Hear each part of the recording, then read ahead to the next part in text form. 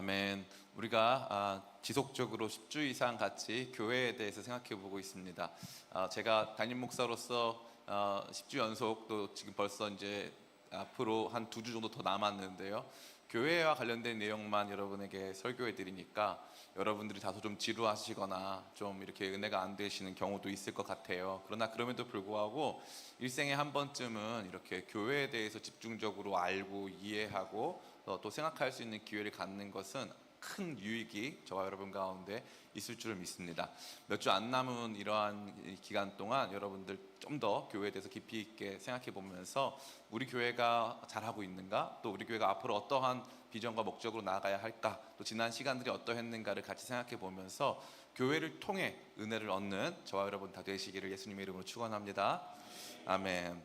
교회와 관련된 이야기를 할 때 우리가 빼놓을 수 없는 것은 바로 교회의 건물, 예배당입니다. 이 예배당이 참 문제가 많이 되죠. 오늘날 이렇게 부동산 가치가 크게 상승한 이런 시절에는 예배당을 갖는다는 것은요, 사실 엄청나게 큰 일이라고 할 수 있습니다. 많은 사람들이 그래서 대형 교회를 지향하거나 큰 건물을 지향하는 것을 부정적으로 여기곤 하죠. 그래서 교회는 그러면 어떤 공간에서 어떠한 형식으로 예배해야 하는가에 대한 분명한 어떤 가이드라인이나 기준은 없고, 그냥 큰 예배당 섬기면 안 된다, 지으면 안 된다, 큰 예배당에서 섬기면 안 된다, 또 교회가 너무 부자면 안 된다 라고 하는 다소 모호한 기준만이 주어져 있습니다. 그러기에 많은 성도들이 우리 교회가 그러한 공간적인 의미에 있어서 어떤가, 우리 교회가 앞으로 어떻게 돼야 되는가에 대해서는 크게 생각하지 않고, 그냥 여건이 되면 좋은 데서 예배드리면 되고, 여건이 안 되면 그냥 아무 데서나 예배드리면 된다, 이 정도로 이 공간을 이해할 때가 참 많이 있는 것입니다. 제가 그래서 성경을 한번 처음부터 쫙 한번 살펴봤어요. 예배하는 공동체, 교회와 공간에 대해서 하나님은 얼마나 큰 관심이 있으실까 하는 것들을 잘 생각해 봤어요. 결론이 뭐냐? 하나님은 공간에 관심이 굉장히 많으시다. 하나님은 공간에 굉장히 관심이 많으세요. 이 우주 공간 누가 만드셨습니까? 하나님이 만드셨어요. 물리적인 이 공간 하나님이 만드셨습니다. 이 공간 디자인을 하나님이 다 하신 것입니다. 이번에 우리 선교학교 이 주제가 나사 빠진 사람들이 아니라 나가는 사람들, 자꾸 어디로 나간대요. 해외로 나가고 또 열방을 향해 나가고 잃어버린 영혼들을 향해서 나간다, 그래서 나사라는 주제로 이렇게 펼쳐지고 있는데, 우리가 또 가뜩이나 나가는 사람들이니까 나사니까 우주 공간에 좀 관심이 있지 않겠습니까? 우주까지 나가야죠. 화성에 이제 일론 머스크 가면 우리도 같이 전도하러 가야 됩니다. 화성에 교회 세워야 되죠. 경기도 화성 아니고 진짜 화성에 한번 가야 됩니다. 제 이야기를 왜 드립니까? 하나님이 우주 공간까지 다 설계하시고 디자인하신 분이라는 거예요. 그러면 성전은 누가 설계했을까요? 하나님이 다윗에게 성전 설계도를 주셨습니다. 성전에 들어가야 할 상징물, 성전의 여러 기물들, 성전의 사이즈, 성전의 여러 문들과 각 기능들, 이 모든 것들은 하나님이 설계도를 주신 거예요. 그러니까 하나님은 최초의 건축가이시고 하나님은 공간 디자이너십니다. 인테리어 디자이너이시기도 해요.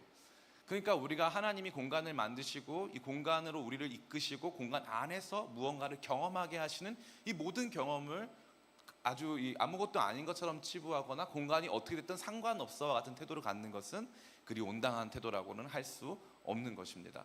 하나님은 각 공간을 지으셨어요. 하나님이 만드신 이 공간은 단순히 이 박스처럼 아무데나 놔도 되는 것이 아닙니다. 공간은 위치를 갖습니다. 위치, 어느 곳에 위치할 것이냐, 하나님은 그 위치까지 다 지정해 주시는 분이에요. 그래서 하나님은 공간 디자이너시고 하나님은 도시 기획자, 도시 계획자라고 할 수 있는 것입니다. 그러한 하나님께서 그의 교회를 어떠한 모습으로 공간 안으로 이끄시고 어떠한 모습으로 위치시켜 주시는가 하는 것이 오늘 말씀의 주제라고 할 수 있습니다. 오늘 말씀을 우리 같이 생각해 보면서 우리가 먼저 봐야 할 것은 다른 것이 아니라, 따라해 볼까요? 공동체가 공간을 창출한다. 이거 굉장히 중요한 개념입니다. 공간이 먼저냐, 교회당, 예배당이 먼저냐, 아니면 교회 공동체가 먼저냐 하는 이 문제를 생각해 볼 때, 아마 개척교회를 하신 몇 분의 성도님이 아니라면 나는 어디에 있는 교회를 다녀, 나 어느 교회 출석하고 있어 라고 이미 지정된 위치와 공간을 가진 교회로 나가고 있을 것입니다. 그러나 아무것도 없는 상태에서 교회가 공간을 가지고 씨름하고 어디로 옮겨야 할 것이냐, 어디에서 교회를 세워야 될 것이냐를 고민했던 개척교회를 섬기는 저와 여러분 같은 사람들에게 있어서는 이것은 그냥 주어지는 문제가 아니라는 사실이죠. 구약 성경 시대에는요, 이미 성전이 예루살렘이라고 하는 위치에 지정되어 거기 건설되어 있었습니다. 성전이 신앙의 중심이었던 것이죠. 하나님께서는 이 성전을 극도로 중요하게 생각하셨고 이 성전에 무조건 1년에 몇 차례 이상 나와서 예배할 것을 말씀하셨습니다. 이것은 단순히 서울시에 살고 있는데 1년에 한 번쯤은 용산에 나와서 예배 드려라 수준이 아니라 저 부산에 사는 성도도 예루살렘에 와서 1년에 3번 이상 무조건 나와라. 그리고 그 이상 나와도 상관없다. 그래서 하나님께서 지정하셔가지고 계속 그 공간으로, 그 위치로 하나님께서 나오게 했다는 거죠. 그래서인지 예루살렘은 이스라엘 전체 영토의 중심부에 위치하고 있습니다. 그러니까 하나님께서는요, 저와 여러분 모두가 모일 수 있는 공간에 모일 수 있는 사이즈, 또 모여서 경험하게 될 일들을 고려하셔서 공간을 위치시켜 주시고 그 공간을 디자인하시고 공간 속에서 이루어질 일들을 지정하셨다라는 사실입니다. 이것이 구약 성경의 이야기죠. 자, 그렇다면 신약 성경에서는 어떻게 변화가 이루어졌을까요?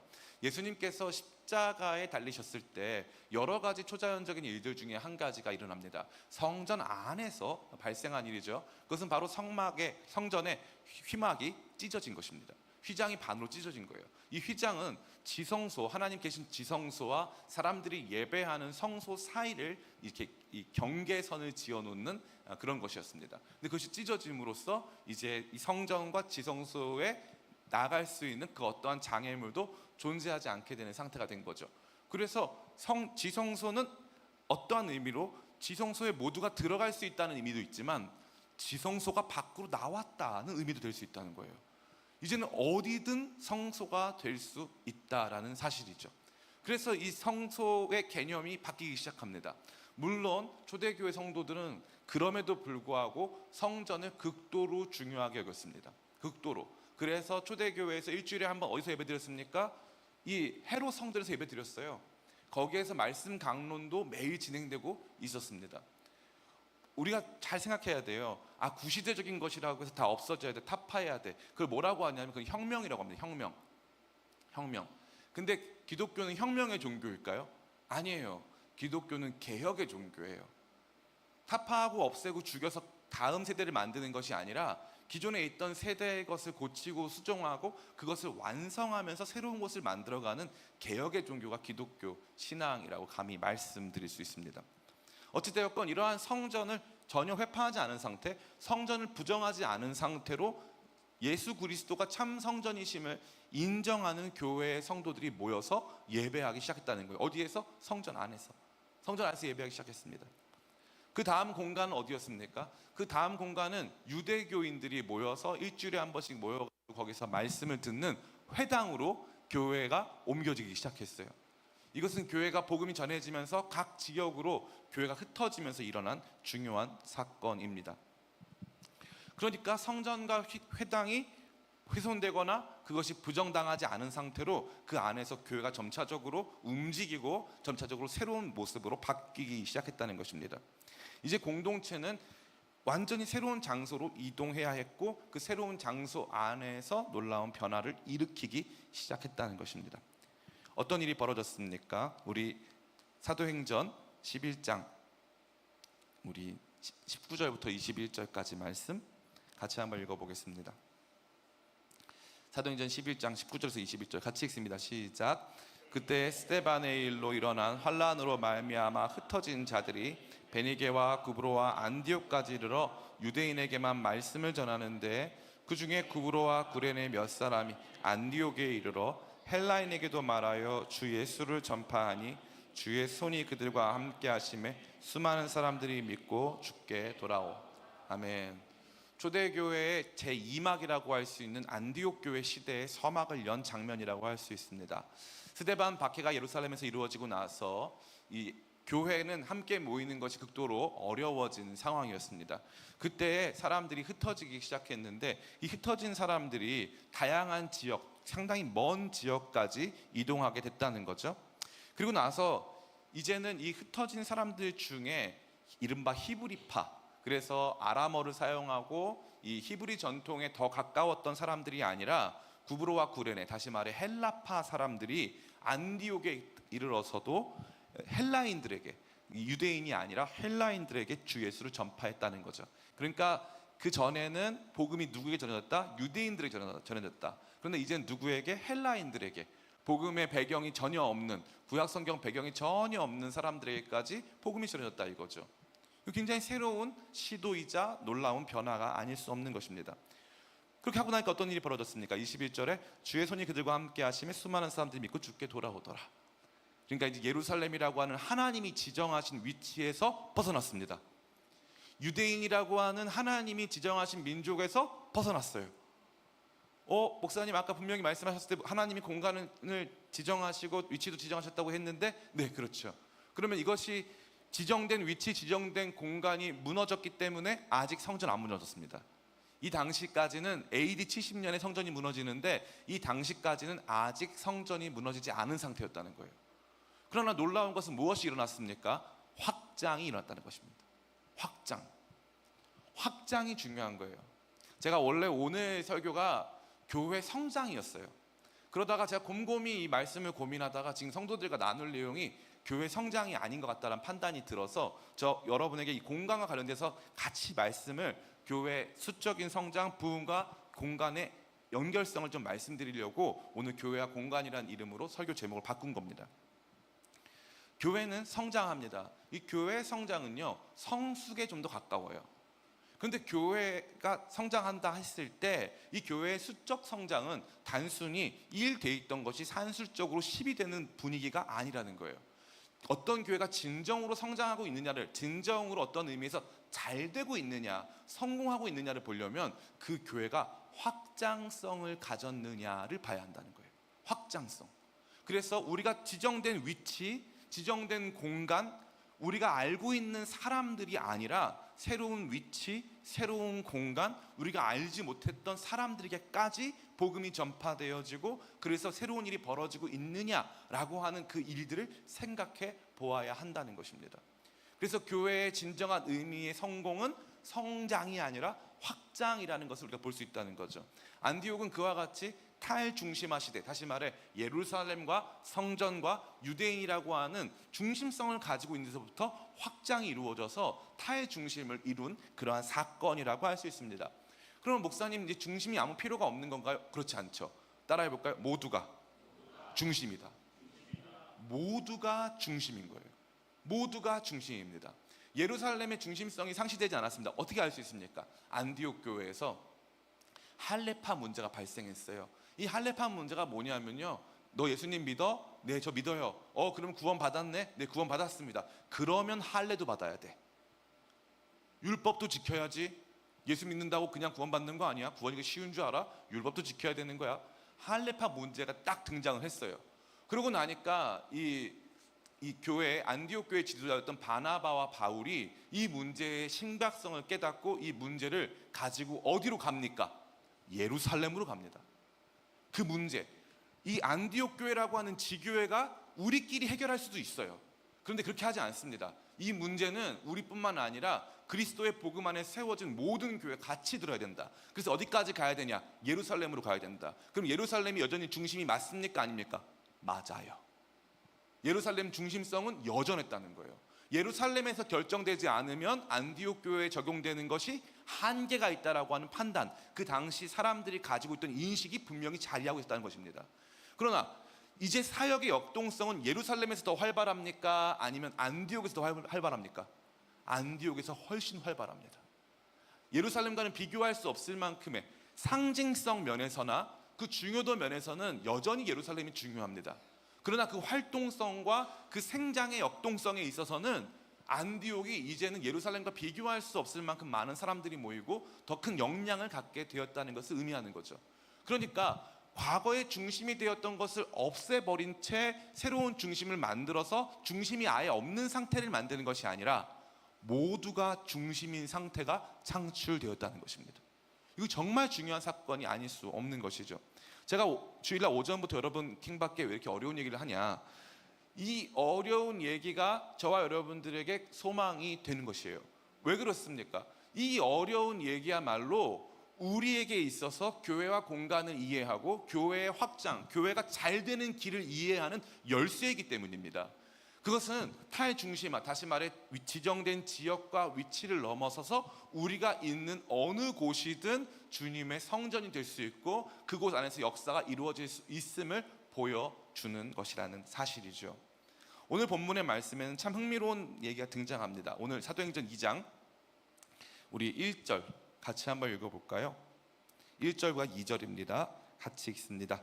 시작. 오순절 날이 이미 이름에 그들이 다 같이 한 곳에 모였더니 호련히 하늘로부터 급하고 강한 바람 같은 소리가 있어 그들이 앉은 온 집에 가득하며, 잘 보세요. 그들이 앉은 무슨 집? 온 집. 그 공간 안에 무엇이 가득합니까? 성령이 가득합니다.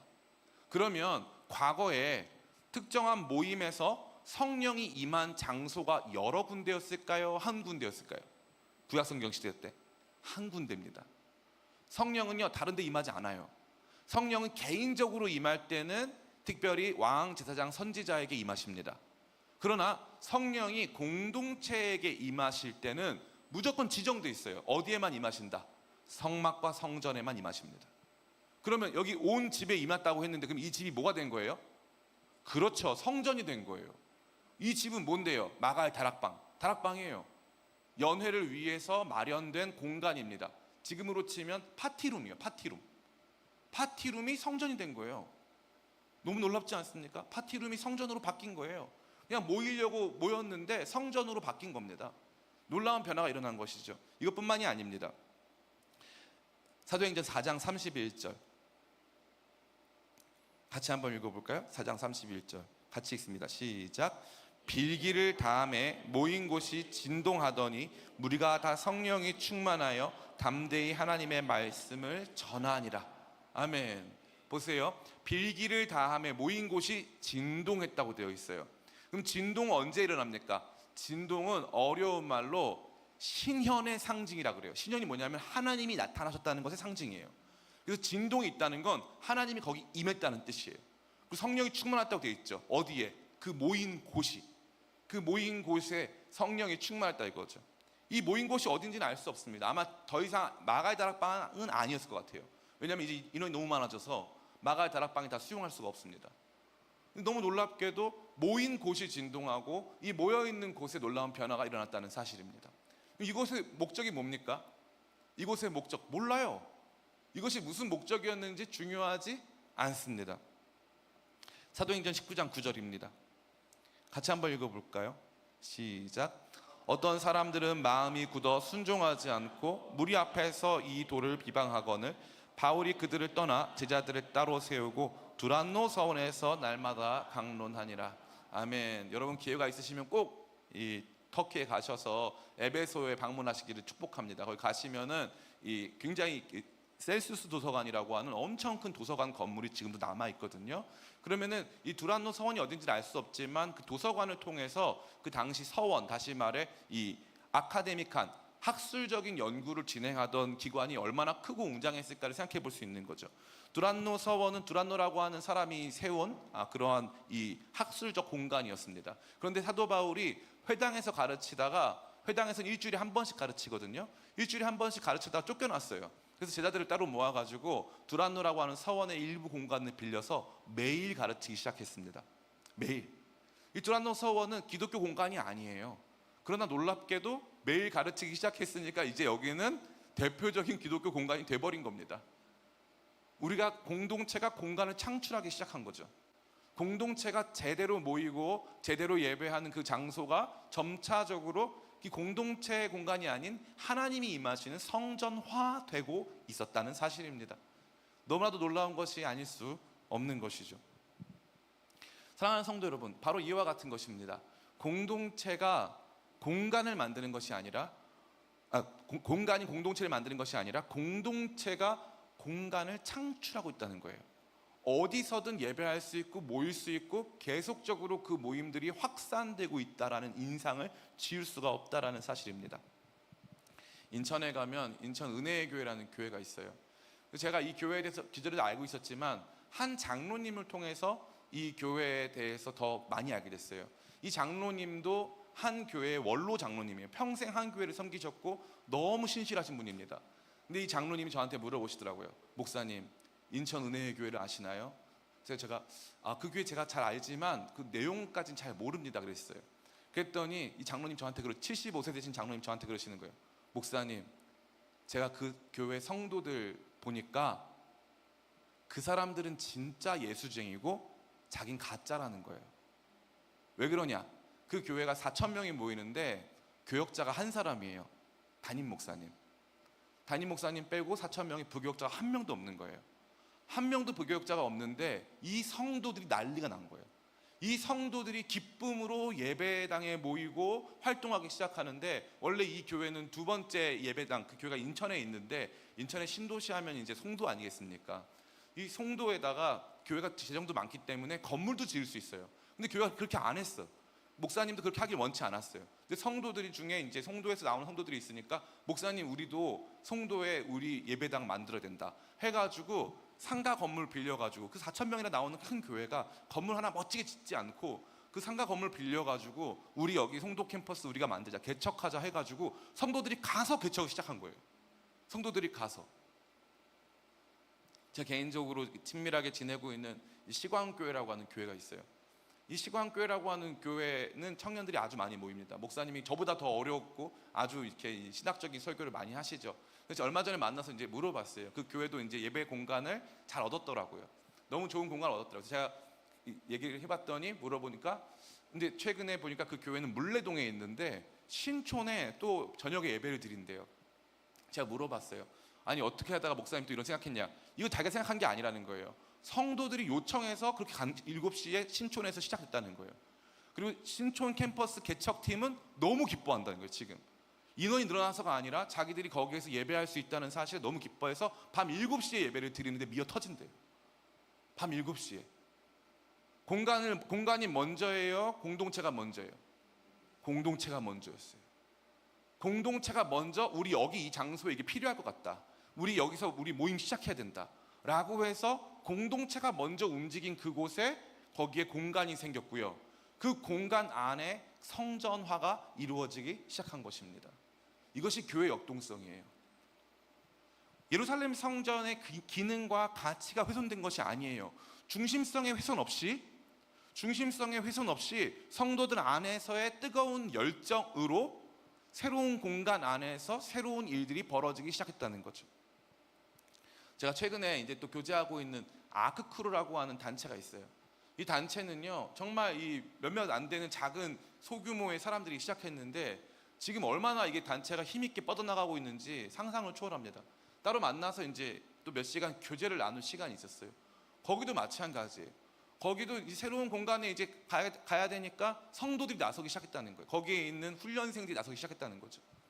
훈련생들이 어디서 오냐 했더니 부산에서도 올라오고 같이 산대요. 그리고 심지어 애기들 다 있는데, 그냥 청년들이 모여 사는 게 아니라요, 애기 있는 집들끼리 모여 산대요. 그냥 훈련 끝나면 갈 데 없으면 다 자기 집으로 데려가가지고 거기서 다 같이 자고 먹고 하면서 거기 살면서 말씀 배우고 같이 기도한다는 거예요.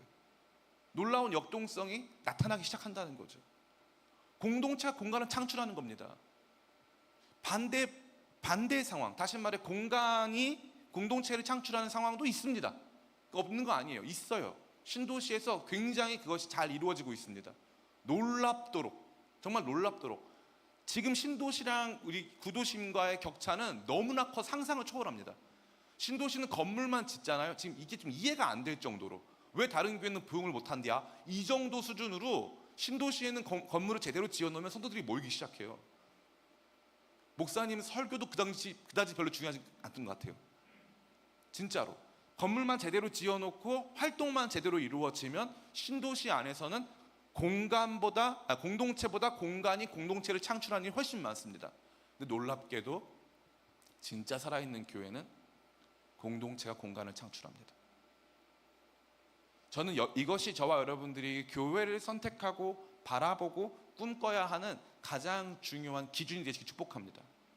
우리가 뭘 하려고 하는 데 있어서 공간이 주도하고 있느냐, 공동체가 주도하고 있느냐, 글로 가면 부흥할 것 같아서 가는 거냐, 아니면은 그냥 이 조금 이렇게 우리가 뭔가 돈도 좀 아끼고 우리의 필요에 맞춰서 가기 위해서 가는 거냐? 우리 공동체는 공간을 창출하는 공동체이냐 아니냐? 새로운 공간을 중심화시킬 수 있느냐? 새로운 공간을 성전화시킬 수 있느냐? 이 질문들이 저와 여러분이 필요한 거예요. 그게 없다면 미안한 말이지만요, 우리가 아까도 우리 천다니엘 목사님이 우리가 교회입니다고 시작했는데, 교회에는 뭐가 있다? 교회는 생장성이 있어요. 교회는 이 땅에 심으면 살아있는 생명은 자랍니다. 남아프리카에 가면요, 돌처럼 생긴 이제 식물이 있어요. 생긴 건 돌이에요. 완전 돌입니다. 돌하고 똑같이 생겼어요. 근데 그거를요, 이렇게 탁탁탁 쪼개가지고 반을 딱 가르잖아요. 안에 파란 잎이 들어있어요. 돌처럼 생겼는데 왠지 알아요? 생명이니까 살아남으려고. 그래가지고 얘가 안에서 커져요. 이렇게 커지면서 나중에 이 안에서 꽃도 나온대요. 놀랍지 않습니까?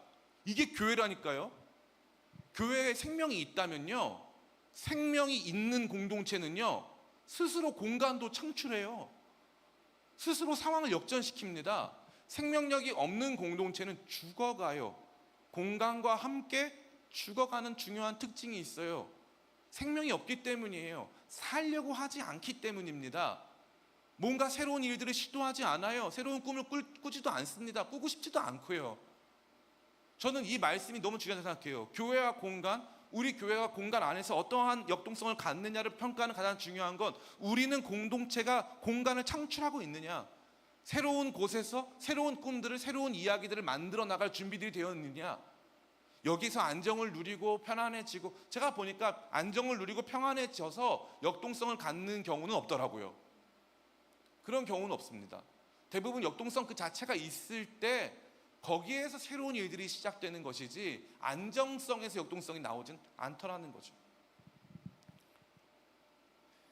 그렇다면 이러한 공동체, 공간을 창출해내어지는 정말 살아있는 교회 공동체가 어떠한 방식으로 공간을 성전화하는가, 여기 중요한 이 공통점들이 있습니다. 4장 31절 다시 한번 읽어볼까요? 시작. 빌기를 다하매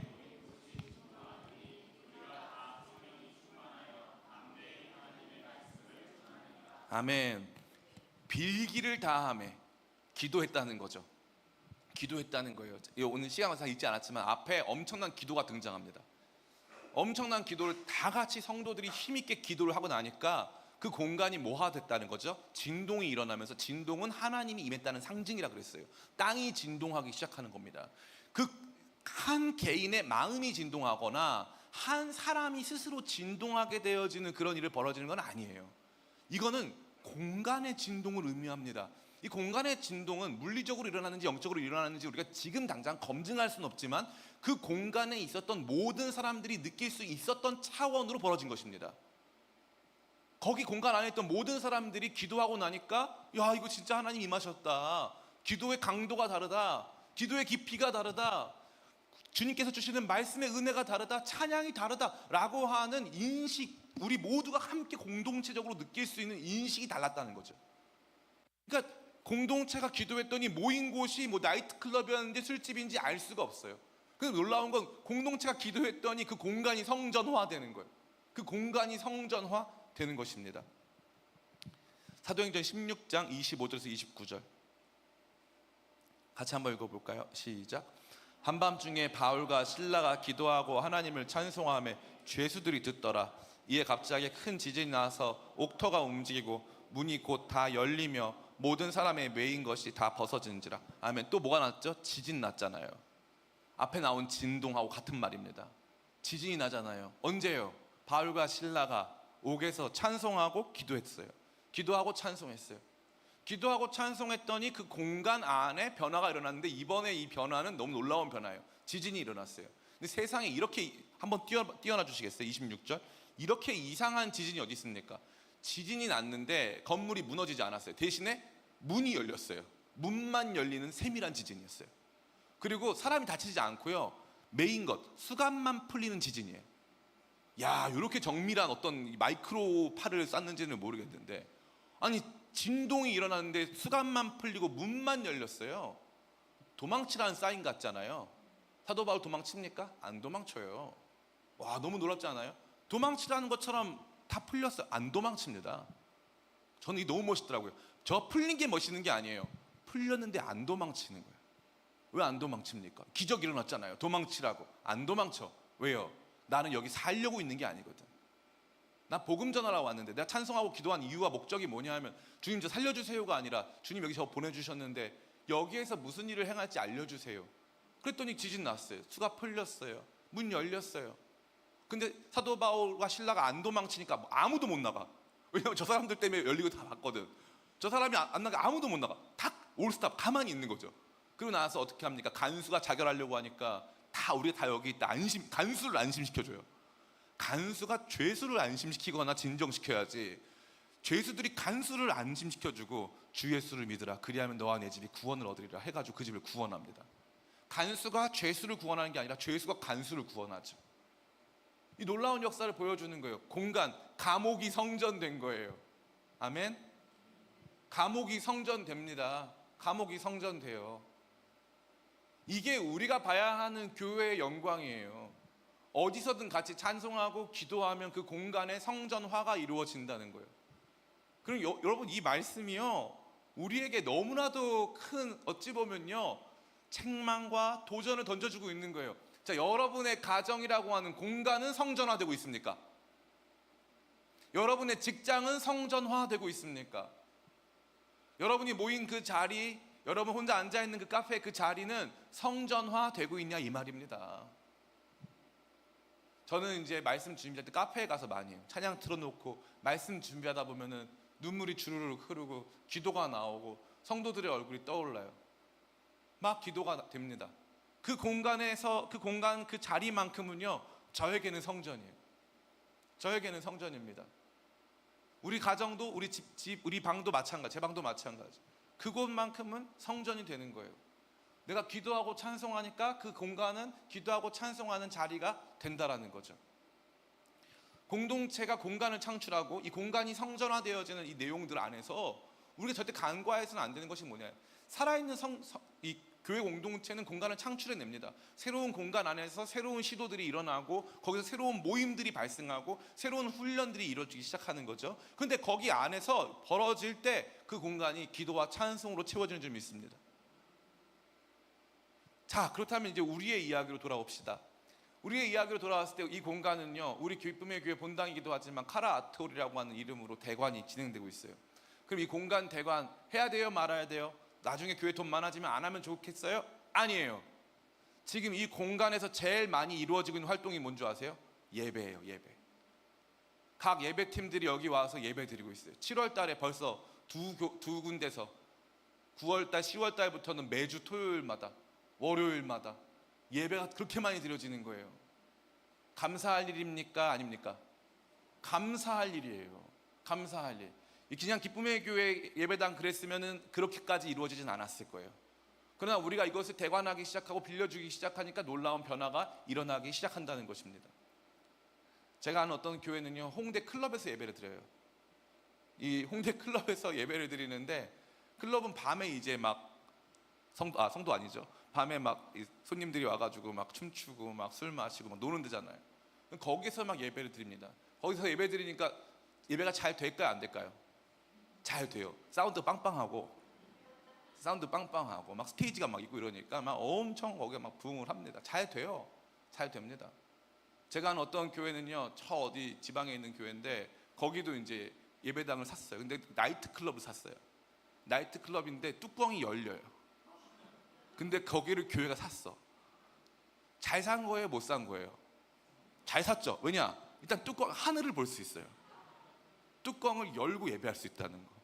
돔구장 같은 거 너무 좋아. 예? 우리가 그 전에 생각했어요. 온갖 미신이 많았어요. 거긴 터가 안 좋아서 예배당 안 하는데. 주님은 뭐 좋은 터 따지셨습니까? 터가 무슨 상관이에요? 공동체가 중요하죠. 터 백날 좋아봤자, 제가 정확하게 말씀드릴게요. 제가 성북 정릉동에 살았는데 정릉동 내부스란도로 램프 앞에 보면은 원래 교회가 있었어요. 세한교회라는 교회가 있었습니다. 이 교회가 그 정릉에 딱 있었는데 이 교회가 이제 없어졌어요. 없어지고 누가 들어왔냐면은 선녀보살이 들어왔어요. 교회 자리에. 그 보세요. 선녀보살이 우리보다 세요, 안 세요? 선녀보살이 우리가 세면 안 될 거 아니에요. 근데 선녀보살이 자신감은 있어. 기도로 쌓아놓은 그 공간에 감히 네가 들어오더라고. 선녀보살 오래 지금도 하고 있어요. 선녀보살이 이기더만요. 근데 우리는 왜 못 이깁니까? 우리는 왜 못 이겨요? 그 장소가 어떠한 곳이든 살아있는 교회 공동체가 들어가면 이기는 줄 믿습니다. 살아있는 교회 공동체는 공간의 흐름을 바꿔요. 살아있는 교회 공동체는요, 그 위치, 그들이 속해 있는 그 도시의 영성의 흐름을 바꾸는 줄 믿습니다. 그럼 오늘날 왜 우리가 공동체가 창출되는 공간이 아니라 공간이 창출하는 공동체로 전락하며 도시를 바꾸는 게 아니라 도시와 세상에 영향을 받는 공동체로 전락했는가? 제가 말씀드린 역순을 보시면 돼요. 성전화되지 않았기 때문에 공간은 있지만 성전이 아닌 거예요. 왜냐? 공간의 성전화는 기도와 찬송으로 이루어지거든요.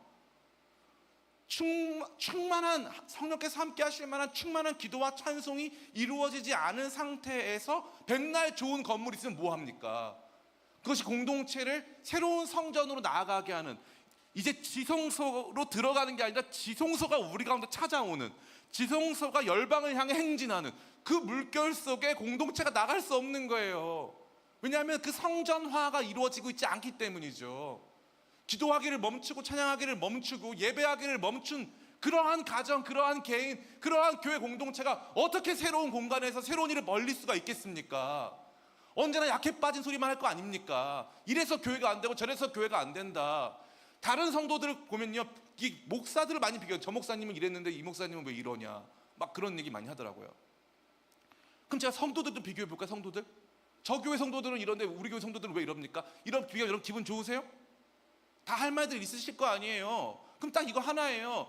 목사가 됐건 성도가 됐건 우리는 성전화되고 있느냐 이거예요. 기도와 찬송은 멈춘 채 이 공간의 기도와 찬송이 냉랭하고요. 냉랭한 기도와 찬송 속에서 뭐 변화가 있겠다고 생각이나 하십니까? 이 공간 안에 정말 기도가 새로워지고 찬양이 새로워지고 예배가 새로워지기 시작하면 공간의 변화가 있는 거예요. 그리고 여기서 공간의 변화가 일어나면 도시가 바뀝니다. 이것이 기독교의 역사예요. 오늘 시간에서 다 나누지 못했지만 에베소 두란노 서원에서 이제 가르치고 나니까 제자들이 생겼어요. 에베소는요, 당시에 로마 제국 5대 도시입니다. 지금도 가보시면요, 정말 다리가 아플 만큼, 그게 다 이렇게 발굴된 것도 아니에요. 근데 너무 크고 웅장해서 다리가 아플 만큼 큰 도시가 에베소예요. 아카디아 길이라는 길이 있는데 항구에서부터 도심 중심까지, 이 소극장, 그 원형극장까지, 항구에서부터 원형극장까지 대리석으로 다 깔아놨어요. 지금도 그 대리석이 있어요. 엄청난 도시입니다, 에베소. 그 에베소의 자랑이 뭐냐 하면은 아데미 신상이, 아르테미스 여신상이 자랑이에요. 이 고대 시대 7대 불가 사이, 해석할 수가 없는 엄청나게 큰 아르테미스 여신상이 그 에베소에 있었고, 이 여신상 보려고 또 이 여신상 앞에서 예배하면서 또 여신상 관련돼 가지고 이 부적 팔고 작은 이 동상 팔고 하는 사람들로 에베소가 먹고 살았단 말이에요. 사도 바울이 3년 딱 사역하고 나니까 더 이상 사람들이 아데미를 안 믿어. 아데미를 안 믿어. 전 세계에서 제일 큰 신전이 에베소에 있었는데 신전은 팔이 날리고 작은 공간에서 모이고 있는 그 모임에 사람들이 모여들기 시작하면서 이 아데미 노조를 만들어요. 아데미 걸로 먹고 사는 사람들이 조합을 만들어서 이 조합원들이 데모를 하기 시작합니다. 이거 로마 정부는 적극적으로 저 기독교 신앙을 박멸하지 못하느냐, 저것 때문에 우리 먹고 살 일이 막막해졌다. 보세요, 한 도시의 경제까지 기독교가 움직였어요. 무슨 공동체? 살아있는 공동체. 살아있는 공동체는 언제나 그랬어요. 언제나. 말씀을 마칩니다. 교회는 공간 확장의 역사와 함께합니다. 공간 확장은 단순하게 이루어지지 않고요, 탈중심화이지만 기존 중심이 되었었던 곳들을 없애고 무너뜨려서 이루어지는 탈중심화가 아니라 우리 모두가 중심이 되어지는 것을 경험하는 거예요. 내가 있는 내 자리에서도 교회를 세워나가고 거기에서 공동체를 세워나가고 거기에서 새로운 일들을 시작하여지는 공간을 창출하는 진짜 교회 공동체. 그렇지 못한 대충 살면서 교회라고 인척하는 사람들이 아니라 진짜 새로운 일들을 시작하고 새로운 것들을 창출하고 만들어내는 진짜 교회 공동체가 교회의 중심, 각 탈중심화를 만들고 각 공간 안에서 새로운 확장을 이루어갔다는 거예요. 그래서 그 교회가 숫자가 몇 명인지 중요한 게 아니에요. 그 교회가 정말 이렇게 교회 공간을 창출할 수 있는, 공간 창출을 해낼 수 있는 사람들이 얼마나 많은가, 그 교회가 얼마나 많은 공간들을 창출하고 있는가, 우리 지역에서, 우리 가정에서 새로운 예배의 모임을, 새로운 기도회를, 새로운 말씀 연구 시간을 갖게 되어져서 우리가 있는 직장, 또 우리가 있는 사업장, 우리가 있는 가정, 우리가 있는 모든 공간을 예배 장소로 만들 수 있느냐, 굉장히 중요한 비전이고 저와 여러분들이 가져야 할 어마어마한 사명인 줄을 믿습니다. 또 그것을 어떻게 만들 수 있느냐? 성전화를 통해 만들 수 있어요. 그 성전화는 뭐라고 그랬습니까? 그것은 바로 찬송하고 기도하는 거예요. 그 공간에서 얼마나 많이 찬송하고 기도했는가, 그리고 그 찬송과 기도가 얼마만큼 주님께서 보시기 합한 것이었는가, 그런 것들 가운데서 공간이 바뀌기 시작하고, 공간은 이 도시의 분위기, 이 도시의 위치 안에서 우리가 감당해야 될 여러 가지 일들을 감당하는 귀한 통로가 되는 줄을 믿습니다. 사랑하는 성도 여러분, 이것이 기쁨의 교회의 꿈입니다. 이제 여기서 시작됐어요. 여기서 시작됐는데 많은 청년들이 이곳에 돌아와야 할 줄을 믿습니다. 이곳에서 이 공간의 성전화가 이루어질 줄 믿습니다. 이곳에서 기도하는 사람들이 많아지고 또 찬양하는 사람들이 많아야 할 줄 믿어요. 여러분에게 여쭙고 싶어요. 우리 교회 예배가 뜨거울까요? 차가울까요? 자, 난 우리 교회 예배가 뜨겁다 생각한다. 네, 몇 분, 세 분 계시고, 네, 더 묻지 않겠습니다. 요즘에 주중예배에 나오시는 분들이 많이 없어요. 주중예배도 많이 안 나오고 예배 참석률도 많이 떨어집니다. 또 우리 교회가 새가족이 엄청 많이 와요. 지금도 계속 옵니다. 계속 오는데 정착률이 현저히 떨어져요. 우리 공동체가 새로운 공간을 만들었어요. 새로운 공간을 같이 만들었는데 여기서 만들어진 새로운 공동체가 또 새로운 공간을 그 공간을 만들라는 게 어디 가서 돈 내고 임대가 이 뜻이 아니라, 그 공동체끼리 모여서 우리 여기서 모임하자 해가지고 같이 막 모임하고 그 지역에서 또 같이 막 부흥하고 다양한 활동의 국면이 막 확장되어지는 그 역사가 있어야 되거든요. 그게 있어야 되는 거예요. 근데 그게 있느냐? 그게 있느냐? 정말 중요한 문제고 생각해 봐야 되는 거예요. 예전에는 우리 기쁨의 교회 초창기만 하더라도 명절이 되잖아요. 그때는 이제 전북 익산에서 올라오는 기쁨의 교회 성도들이 많았거든요. 그러면은 단톡방에 익산 기쁨의 교회 향후에 모였습니다 하고 명절에 가서 자기네 동네에서 모여서 막 가서 같이 막 예배하고 기도하는 모습 올리더라고요. 저는 우리 공동체가 다시 살아나길 축복합니다. 다시 살아나야 돼요. 죽은 거예요. 다시 살아나야 돼요. 다시 살아나야 합니다. 이 공간을 기도로 채우고 찬양과 말씀으로 채우고 우리가 있는 곳에 성전화를 이루어가야 할 줄을 믿습니다. 그러면 이 공간 바뀌고 건물 바뀌고 이곳에 오는 사람들의 삶이 변화되고 하는 귀한 일들이 있을 줄을 믿습니다. 그러한 거룩한 꿈으로 여러분 초청합니다. 교회는요, 공간을 창출하는 거예요. 공간에 의해 교회가 창출되는 것이 결코 아닙니다. 날마다 그것들을 기억하면서 정말 살아있는 교회 함께 만들어가는 저와 여러분 다 되시기를 예수님의 이름으로 축원합니다.